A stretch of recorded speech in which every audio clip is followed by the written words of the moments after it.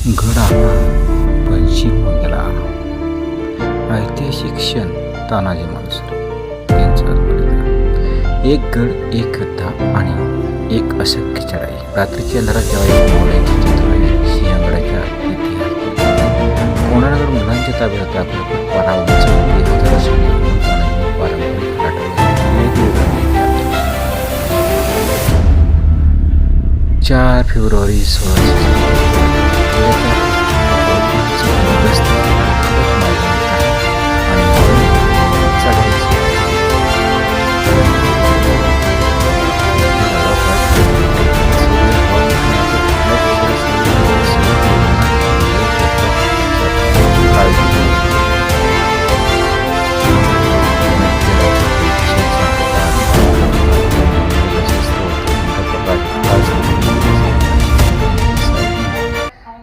शत्रूच्या नजरेस पडू नये. मावळे एकत्र चढले नाहीत. एक एक करून वेगळ्या अंतरावर पूर्ण शांततेत हालचाल केली गेली, जेणेकरून कोणी घसरलं तरी शत्रूला चाहूल लागू नये.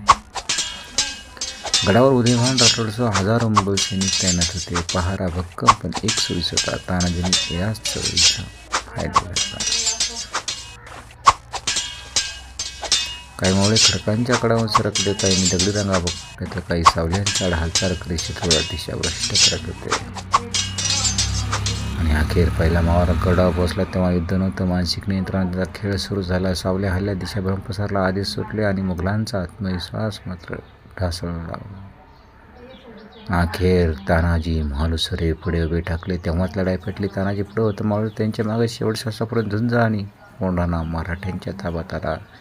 पण राजांचा सिंह मात्र तान्हा कायमचाच निघून गेला आणि तो गड मात्र पावन आणि पवित्र झाला. तो तान्हामुळं, छत्रपती शिवरायांच्या मावळ्यांमुळं. जय भवानी, जय शिवराय.